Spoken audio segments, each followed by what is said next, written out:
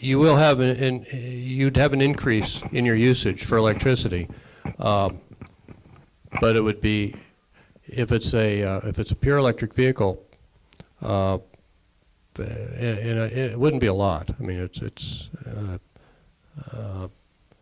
but it would be less than charging filling your car with gasoline. Now, a plug-in hybrid, it'd be a little different, but you wouldn't be using as much electricity either. That's part of what we need to keep in mind. There are higher costs for renewable energy, but in the case of wind is virtually the same price as coal and natural gas now.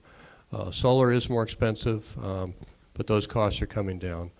But those other resources are cheaper because they've also been subsidized for decades by the federal government and to some extent by some states.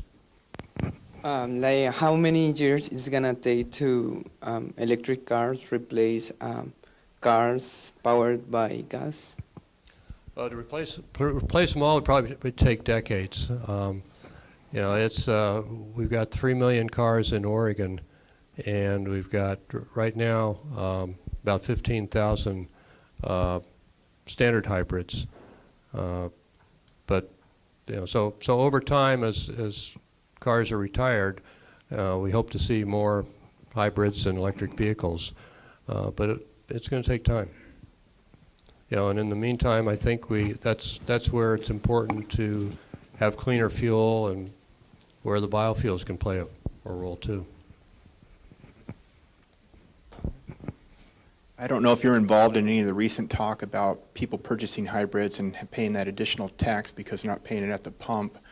What's the advantage, and what are we looking at there if you were to decide to drive a total vehicle that's electric? Yeah, and I'm not directly involved in those. There is a bill in the legislature that would impose a fee to help pay for the highway maintenance because those fees now are from the gasoline tax. And the logic is since you're not paying for gasoline, you need to pay in some other way. I don't know if that bill's going to pass. There's a lot of concern that this is the wrong signal to send as you're trying to promote a new technology, that maybe that should come in later. At the same time, the Highway Trust Fund is not adequate to maintain all the roads, so the legislature is looking for revenues at a time where they're in a difficult revenue situation. So I don't know how that's going to turn out. If the fee were adopted, I've heard numbers like $100 a year or so, something like that. The intent is to calculate it to be about the same as what you pay in gasoline taxes. And I don't know if that would vary for plug-in hybrids versus all electric vehicles, how they would deal with that. I haven't actually looked at the bill. Yeah, question up front here. You mentioned earlier about biofuels. Mm-hmm. Is there a parallel track? I mean, we got the one sort of the electric track, and then is there also a concerted effort to develop the alternative biofuels? And I've heard that, for instance, Brazil uses a great amount of sugar cane or something to get biofuels. We happen to have a lot of resources in agricultural and forest products that could generate I think what you called cellulite. Yeah, cellulosic like fuel, yeah. And Brazil's a really good example of a country where you go to a service station there, you can get a combination of fuels, everything from straight gasoline up to E85, and same with biodiesel. Diesel anywhere from 5% up to 99%. Basically, you can do any combination, and the cars are designed to run on any combination. They didn't get there easily because after the oil embargo, they went on a crash course of developing ethanol, and then the price of oil plummeted in the 80s, and their investments looked pretty unwise at the time. But now, as the price of oil has gone back up, and Brazil has a substantial amount of oil itself, but Brazil has become energy independent in terms of fuels, and it's I think that's a vision of where we need to go, that we would have stations that would give you gasoline if you need it, give you E85, give you biodiesel in various combinations, let you charge your car, get compressed natural gas.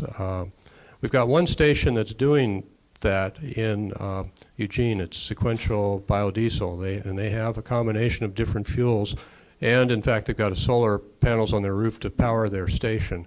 And it's a real model for where I think we need to go. A couple of quick informational things. I'm not real comfortable with the microphone. There is a charging station in downtown Oregon City that is free, and it's on Main Street in downtown Oregon City. It's Great. about 2 miles away. And there's a really good newsletter if you're interested in electric cars. It's called All Cars Electric, and they just send out a daily email. And they give you really good pros and cons, a little inside information as to what's going on in Very the good. electric car industry. Very good. I read that every day. Good. Yes. When you first had your talk today, you asked how many people drove cars, vehicles, and most people raised their hand. So now an easy question. How many people today who are here drove hybrids? Aha. Good question. Do we have any hybrid drivers? All right, I've got a few. Very good. Very good. Hopefully, if we do this next year, we'll have a lot more hands raised. I didn't drive a hybrid today. I had one for a while through the state, and I was getting 40 miles to the gallon on it. It was great. Yes. Up front. Keep you running around. I was wondering, I know several companies will take a current car and strip out the gasoline engine and replace it with all electric components. Do you know if does that count for the tax credit for electric vehicles? I believe it does. Yeah, the cost of doing that. Yeah. Okay. And modifications that would let you do that or do E85 fuel, those as well. Yeah. Okay. And I noticed you didn't mention Tesla Corporation, which is up in Seattle. Yes. Haven't tested them myself, but they claim that they can get over 240 miles on one charge.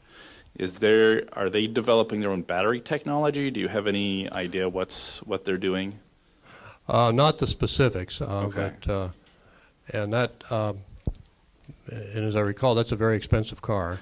It is a very expensive car. But it does show what the technology can get to, and I think that's where we need to get to. Right. We need to keep pushing on the technology. And since no one else asked, I'll ask about nuclear safety. Okay. Because obviously, if we cannot use a coal plant to get our power, it's a good thing. So what are the concerns of doing it other ways? Nuclear specifically. Well, I think we've seen in Japan what can go wrong in a worst case, and the reactors safely shut down from the earthquake, but the damage caused by the tsunami afterwards flooded their safety systems that need to maintain the fuel, and they're still fighting to bring that thing under control, and it's going to cost billions of dollars to clean that up, even if they're able to maintain the damage to essentially the site. As they're trying to do right now, and do we want to take that risk? And our reactors are as old or older than the reactor that the ones that they're having problems with in Japan, because we haven't built new nuclear plants since the late 1970s. Another question, all the way in back. Quite a few years ago now, I heard Robert F. Kennedy Jr. speak, and he described a plan in Israel to supply all of its citizens with standard electric vehicles. And when they came into a station, rather than wait to be charged, they'd simply swap out a battery, and then the batteries stored in the stations would act as a delocalized energy storage system for the country. I have not heard that talked about since. Do you know if that's true? Has it gone by the wayside? Do you know anything about